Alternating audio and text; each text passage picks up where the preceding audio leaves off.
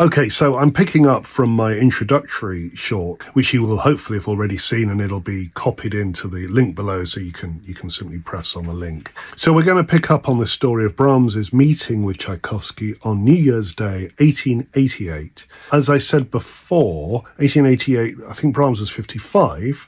Tchaikovsky was 48. In fact, tragically, that neither of them had very long to live, because Tchaikovsky died in 1893, so that was 5 years later.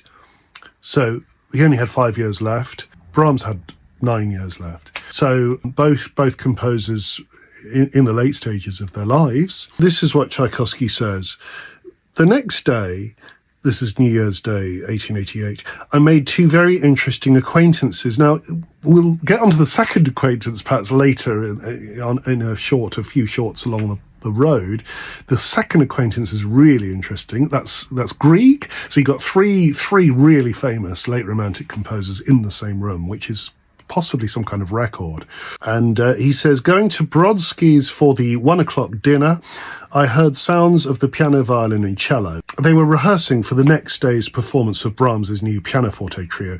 That trio I mentioned in the last video was this marvellous second trio, the C minor trio, a turbulent and incredibly concise piece that Brahms had written in 1887. Tchaikovsky says, the composer himself was at the piano, so that's Brahms. You know the famous picture of Brahms with his big beard, his rather portly man.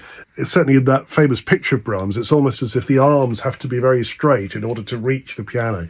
And Tchaikovsky comments on Brahms's appearance. Thus it chanced that I saw the famous German musician for the first time. Brahms is rather a short man, suggests a sort of amplitude, I don't know if he's being polite, and possesses a very sympathetic appearance. His fine head, almost that of an old man, recalls the type of a handsome, benign, elderly Russian priest. So Tchaikovsky seems to think that there's something sort of Russian. I mean, this is very surprising, slightly Russian about Brahms's appearance. He looks like a Russian priest.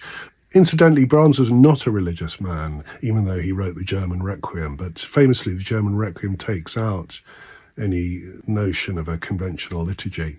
I'll continue this story in the next short.